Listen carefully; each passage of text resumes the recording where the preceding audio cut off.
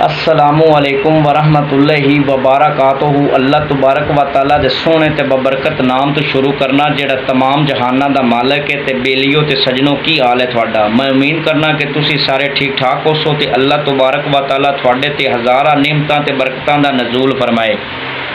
बेलियों भी तुसी मेरा यूट्यूब चैनल जफर इकबाल टिप्पल के वेख रहे हो तो मेरे चैनल नू सबसक्राइब भी करना है, लाइक भी करना है, तो बैल आइकन नू लाजमी दबा लेना है। तो अज की गल शुरू करने हैं। भी गल इंज है भी किसी पुराने जमाने दे विच ना एक बादशाह हुंदा है, तो बड़ा नेक हुंदा है, तो उनकी शोहरत बड़ी हुंदी, बड़ी बेहतरीन हुकूमत करता है अपने इलाके दे विच। ते एक दिन ना एक फ़कीर उस बादशाही दे विच आउंदा है। तो जदों फ़कीर उस इलाके दा उस मुल्क दा हिसाब किताब वेखदा है तो बड़ा खुश होंदा है भी एडा नेक बादशाह ते एडी अच्छी शोहरत, एडा खुदा तरसी करन वाला बादशाह। तो जदों फ़कीर खुश होंदा है ना तो उनके दिल दे विच ये ख्वाहिश पैदा होंदी भी इस बादशाह नाल मुलाकात करनी है।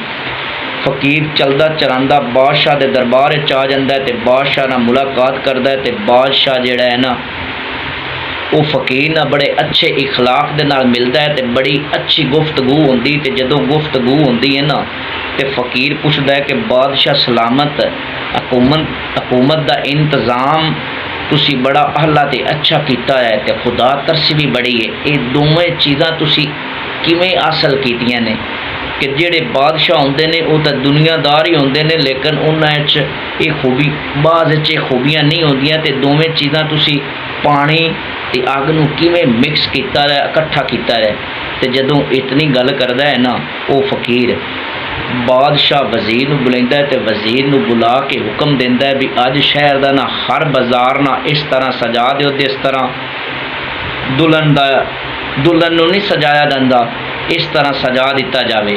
तो उस शहर के बाज़ार ते गलियां सजा दित्तियां जांदियां ने। तो जदों सज जांदियां ने ना तो वज़ीर आके ओके दी रिपोर्ट देंदे ने। तो बादशाह एक वज़ीर नूं हुक्म दिंदा है कि एक पानी का प्याला भर के ले आओ।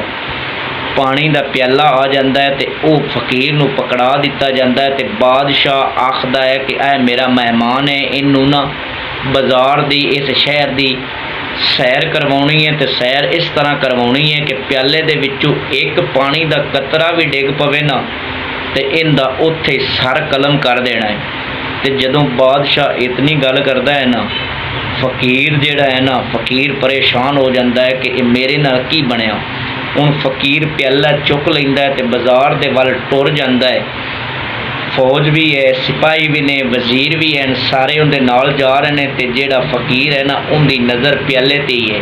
एक जदों चक्कर कट के ना वापस दरबार दे विच आउंदे ने ना तो बादशाह पुछदा है, हाँ फ़कीरा दस तेरे वास्ते बड़े इंतज़ाम करवाए सन, बड़े शहर ते गलियां सजाए सन, तू कैसा महसूस किया, तेनों चीज़ां की पसंद आईयां ने, किवें दे बाज़ार सजे हुए सन।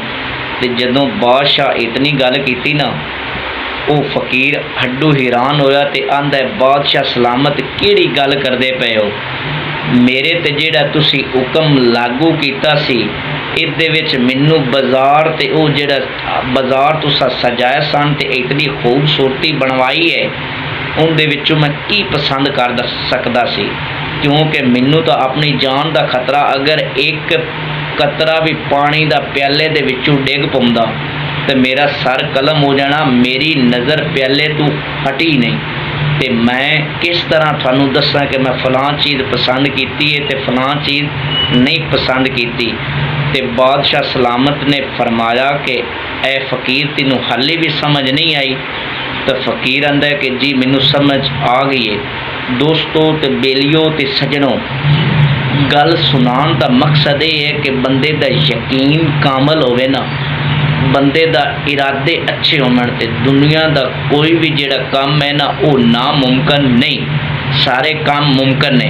अगर बंदे का यकीन ते ईमान तकड़ा नहीं ना है तो फिर बंदा ही कोई नहीं। इस वास्ते आपका यकीन ते ईमान नू मजबूत रखो तो इंशाअल्लाह थानू किसी भी मैदान दे विचों नाकामी का सामना नहीं करना पवेगा। अगर ये दोवें चीज़ां थोड़ियां तकड़ियां ने तो तुसी इंशाअल्लाह कामयाब हो। अगर तुसी इन्हां चीज़ां तो महरूम हो तो फिर थानू निकामी का सामना करना पौना है। तो अल्लाह तबारक व तआला मेरे बेलियां ते सजना नू हमेशा खुश रखे। अल्लाह निगहबान।